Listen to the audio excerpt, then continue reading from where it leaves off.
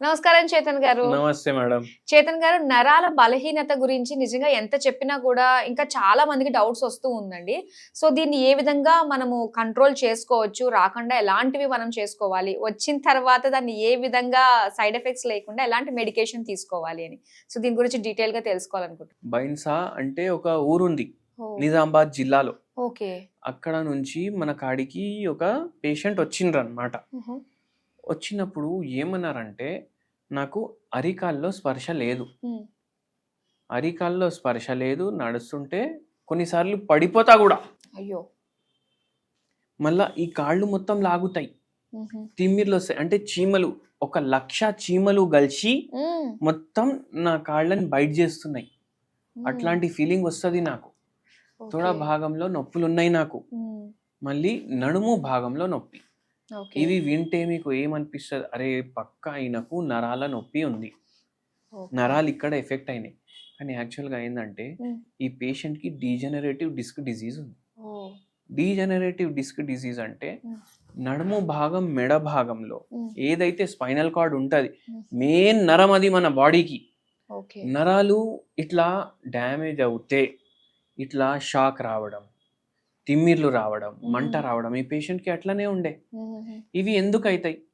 నొప్పి అన్నా ఉండాలి, హ్మ్. లేకపోతే స్పర్శ అయినా ఉండొద్దు. హ్మ్. కానీ ఇట్లా తిమ్మిర్లు రావడం, మంట రావడం, షాక్ కొట్టినట్టు అవ్వడం, ఇవన్నీ దేనికి కారణం? షాక్ ఎప్పుడు కొడతది? కరెంట్ పాస్ అయితే కొడతది కదా! అవును. కరెంట్ పాస్ అయితే కొట్టదు. అంటే ఏదైనా మీరు వైర్ పట్టుకున్నారనుకోండి. హ్మ్. కరెంట్ చక్కగా పాస్ అవ్వకపోతేనే మనకు షార్ట్ సర్క్యూట్లు అవ్వడం, హ్మ్. ఇవన్నీ అయితాయి కదా! కరెంట్ వైర్లలోకెళ్ళి చక్కగా పాస్ అయితే ఏమైతది? బల్బ్ వస్తది, టీవీ నడుస్తది, అవును. ఫోన్ ఛార్జింగ్ ఎక్కుతది. హ్మ్. అవునా కాదా? హ్మ్. నిజంగా నిజమైన కరెంట్ పాస్ అయితది మన బాడీలో. ఓకే. అది ఏడికెళ్ళి పాస్ అయితది? మన బ్రెయిన్ స్పైనల్ కార్డ్‌లకెళ్ళి మొత్తం బాడీలో పాస్ అయితది. ఓహ్! అందుకే నరాలు కరెంటు తీసుకొని పోతాయి. హుహుహు. ఇప్పుడు నరాలు ఎక్కడైనా ప్రెస్ అయితున్నాయి అనుకోండి. హ్మ్. ఇప్పుడు వైర్ ప్రెస్ అయిందనుకోండి. హ్మ్. కరెంట్ చక్కగా తీసుకపోతదా? పోదు లేదు. గదా! దాని మీద ప్రెషర్ పడుతుంది. తీసుకపోదు. హ్మ్. అట్లనే అయితది. ఇప్పుడు నడుము భాగంలో, మెడ భాగంలో ఏమైతుందంటే బొక్కలు ఉంటాయి. హ్మ్. ఏ బొక్కలు? వర్టిబ్రల్ కాలమ్ అంటారు దాన్ని. హుహు. ఇప్పుడు ఒకటొకటి ఇట్లా ఉంగరం లాగా ఉంటది. ఓకే. ఈ ఉంగరాలు కంటిన్యూయస్‌లీ అన్ని ఉంగరాలు ఉంటాయనుకోండి లైన్‌ల. హ్మ్. ఈడికెళ్ళి కింద వరకు. అవే పూసలు అంటారు గదా! ఆ! ఆ! ఉంగరాలుయే అనుకోండి మీరు. ఓకే. L4, L5లో ప్రాబ్లమ్ ఉంది. ఆ! అంటే ఏంది? బొక్కలున్నాయి 2. L4 ఒకటి, L5 ఒకటి. ఓకే. ఉంగరం లాగా ఉన్నాయి అవి. దాని మధ్యలోకెళ్ళి ఇప్పుడు ఉంగరం ఏం పోతది? ఏళ్ళలో ఓహ్! పోతది గదా! ఆ! ఒక పెద్ద ఏళ్ళు ఉందనుకోండి. ఇక్కడి నుంచి నడుము వరకు, కింద వరకు. హ్మ్. మొత్తం ఉంగరాలు పెట్టిండ్రు దాంట్లో. అబ్బబ్బా! దాన్ని వర్టిబ్రల్ కాలమ్ అంటారు. ఓకే.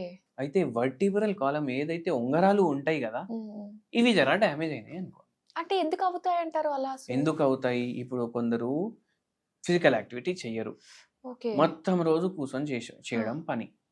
ఇప్పుడు ఈయనదేముంది బిజినెస్ ఉండే. హ్మ్. మొత్తం రోజు బిజినెస్‌లు చూసుకోవడం, షాప్ చూసుకోవడం. ఆ! మళ్ళా ఎక్స్‌పోర్ట్ గూడా చేస్తుండే ఏమో. ఎక్స్‌పోర్ట్ అంటే హ్మ్. ఆ ఊర్లకెళ్ళి పక్కకున్న ఊర్లలో మొత్తం చీరలు అవి ఇవి బిజినెస్ అవి ఇవి ఏమేమో ఉండే ఆయనకు. హుహు. అయితే ఏమైతది? అక్కడ ఓన్లీ సిట్టింగ్ పొజిషన్ వల్ల, ఓకే. ఓన్లీ సిట్టింగ్ పొజిషన్ వల్ల హ్మ్. ఇట్లా అయితది. మళ్ళీ ఇక్కడికి ఆగలేదు. ఈ అరిచేతుల్లో గూడా తిమ్మిర్లు ఉండే. హ్మ్. అంటే మెడ భాగం ఉంటది గదా! అది చేతులకు సప్లై చేస్తది. హుహు. నడుము భాగం ఉంటది గదా! కాళ్ళకు కాళ్ళకి సప్లై సప్లై. చేస్తది. ఓకే. ఓన్లీ కాళ్ళల్లో ఉంది అంటే నడుము భాగంలో ప్రాబ్లమ్. ఆహా! ఓన్లీ చేతుల్లో ఉందంటే మెడ మెడ భాగంలో భాగంలో. ప్రాబ్లమ్. ఓకే. రెండిట్లో ఉందంటే మొత్తం ప్రాబ్లమే ప్రాబ్లమ్. హ్మ్. అట్లా. అట్లా అయి ఆ పేషెంట్‌కి ఎవరో చెప్పిండ్రు ఇక్కడ పోతే మంచిగా అయితది అంటే హ్మ్. ఆడికెళ్ళి వచ్చిండ్రు. హ్మ్. ఆడికెళ్ళి రావుడు గూడా ఇప్పుడు చాలామంది ఇప్పుడు నిజామాబాద్‌కెళ్ళి హైదరాబాద్‌కి మనిషి వస్తుండంటే బస్‌లో వస్తాడు. హ్మ్. ఇప్పుడు ఈయన కార్‌లో వచ్చిండు. హ్మ్. కార్‌లో ఎట్లా? కూర్చొని గాదు. హ్మ్. పడుకొని. అయ్యో! ఎందుకంటే ఆయనకు సరిగా కూసోనికి కూడా రావట్లేదు. ఓహ్! ఆయనకు మొత్తం మన మందులకి నొప్పులు, తిమ్మిర్లు, మంటలు. ఇట్లా నిల్చుంటే ఇట్లా షాక్ కొడుతుంది సార్ నా కాళ్ళల్లో అంటుండాయన. హ్మ్. కూసోనంటే కూసోను. మళ్ళా తిమ్మిర్లు అయిపోయి నా కాళ్ళు గూడా ఇట్లా జరగట్లేదు. అబ్బా! హ్మ్. కట్ అయిపోతుంది గదా కరెంట్. అవును. అవునా గాదా? ఓహ్! ఇప్పుడు మీరు హెయిర్ డ్రైయర్‌లుంటాయి. హ్మ్. ప్లగ్ పెడితేనే పని చేస్తాయి గదా అవి. అవును. సడెన్‌గా ప్లగ్ తీసేస్తే ఏమైతది? పని చేయదు. పని చేయదు. హ్మ్. అట్లనే ప్లగ్గు సరిగా లేదు. ఓహ్! ప్లగ్‌లో ప్రాబ్లమ్ ఉందంటే on, of, on, of, on, of అయితది గదా! ఓకే. అట్లనే అయితుంది. ఈ పేషెంట్కి ఆపరేషన్ చేయించుకోవాలన్నారు. ఉమ్, ఆపరేషన్ వద్దు నాకు అని అనుకున్నారు. ఉమ్, హోమియోపతిలో మార్గం ఆపరేషన్ లేకుండా ఉంది అంటే మనకు అడిగి వచ్చిండ్రు. ఓకే. ఆ పేషెంట్కి మనము 4 నెలలు అయిపోయింది ట్రీట్మెంట్ అయి. మనం ఏం చెప్పినాం, ఒక 3-4 నెలలు మెల్లగా తగ్గుతుంది, మెల్లగా తగ్గుతుంది. ఒక 7-8 నెలలు అయితే మీకు ఇట్లా షాక్ రావడం, తిమ్మిర్లు రావడం, ఇట్లా చీమలు కరిచినట్టు అవ్వడం, అరికాల్లో మంటలు రావడం, స్పర్శ లేకపో, ఇవన్నీ తగ్గుతాయి అనేసి చెప్పినాము. ఈ పేషెంట్కి 3-4 నెలల్లోనే 99% సిమ్టమ్లు అన్నీ వెళ్ళిపోయినాయి. బా సూపర్. మనం ఏమన్నా ఆపేస్తా, ఇప్పుడు నేను మొత్తం పని చేసుకుంటున్నా, తిరుగుతున్నా, నా బిజినెస్ నడుస్తుంది, అన్ని నేను చేసుకుంటా అంటే మనం ఒకటే చెప్పినాము, ఇప్పుడే కాదు అప్పుడు మళ్ళా ఫ్యూచర్ లో రావద్దు కదా. మొత్తం మంచిగా అయినప్పుడు వరకు వాడే. ఓకే. 1 year వాడిపించినాం, దాని తర్వాత బంద్ చేపించేసినాం. మళ్ళీ అలాంటి ప్రాబ్లం మళ్ళీ రాదంటారా ఇంకా ఫ్యూచర్ లో? రావద్దు, మనం చెప్పినాం కదా, డైలీ జరా సేఫ్ వాకింగ్ చేసుకోండి, చేయాల్సిందే, జరా యోగా చేయండి. ఇప్పుడు మీ ఏజ్ కూడా 58 or 59, జరా జాగ్రత్తగా ఉండండి. కరెక్ట్ కదా, మెయింటెనెన్స్ చేసుకోవాలి. తర్వాత ఇప్పుడు బండి కొన్నాం, అది నడిపిస్తూనే ఉన్నాం. 2 కూర్చొని పోవాలి, 3 కూర్చొని పోతున్నారు, 4 కూర్చొని. ఈ మధ్య కాలేజ్ పిల్లలు 4 కూడా ఒక బండి మీద కూర్చొని పోతారు, అవునా కదా? అవునండి. దాని ఇంజన్ ఏమైతుంది, పాడవుతుంది, అది ఒకటి. మళ్ళా ఇప్పుడు 2 కూర్చొని పోతే కూడా దానికి టైం టు టైం సర్వీసింగ్ చేయాలి కదా. అవును. ఆ సర్వీసింగ్ టైం టు టైం మన బాడీ కూడా అడుగుతుంది కదా. స్ట్రెచింగ్ చేసుకోవాలి, ఎక్సర్సైజులు చేసుకోవాలి, జర వాకింగ్ చేయాలి, యోగా చేయాలి. ఇది మెయింటెనెన్స్ బాడీది. బండికి మెయింటెనెన్స్ కి ఇస్తాము, ఎందుకంటే అమ్ముతే రీసేల్ వాల్యూ వస్తుంది అనేసి, అవునా కదా? మన పని అయిపోయినాక అమ్ముతే రీసేల్ వాల్యూ వస్తుంది అనేసి. మన పని శరీరంతో అయిపోయినాక, మనం చచ్చిపోయినాక, మన ఆత్మ పోయినాక ఇది వేరే వాళ్ళకి పనికి రాదు అనేసి మనం దీన్ని ఎట్లా వాడితే అట్లా వాడుకుంటే ఎట్లా, అవునా కదా? జర మంచిగా పెట్టుకోవాలి మనం. అయితే దాంతో పాటు నేనేం చెప్తా అంటే, మీరు మీ నరాలు గట్టిగా అవ్వాలి అంటే విటమిన్ డి మంచిగా పెట్టుకోవాలి, విటమిన్ B12 మంచిగా పెట్టుకోవాలి, విటమిన్ B6 మంచిగా పెట్టుకోవాలి, vitamin B3, B6, B9, B12 అంటే బి కాంప్లెక్స్ ఓవరాల్.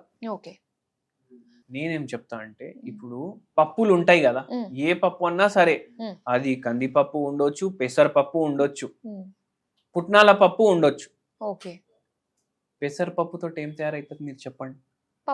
పప్పుచారు. ఇంకా పెసరపప్పుతో కొంతమంది బూర్లు కూడా వేసుకుంటారు, మా సైడ్ బూర్లు వేసుకుంటాం. పెసరట్టు ఎంత ఫేమస్. పెసరట్టు మీరు బూర్లు తినండి, పెసరట్టు తినండి, వడలు ఫ్రై అయిపోతాయి కదా. ఫ్రై వద్దు, ఉడికించడమే కావాలి.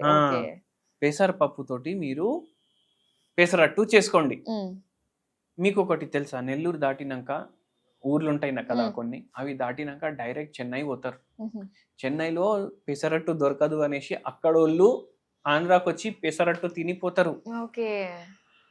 మీకు తెలియదు కదా ఇది అంత, అంటే బార్డర్ లో దొరుకుతుండొచ్చు చెన్నై నుంచి ఒక 50-60 కిలోమీటర్లు, కానీ పెసరట్టు కోసం వస్తారు వేరే కాడకెళ్ళి మన రాష్ట్రంకి పెసరట్టు తినడం.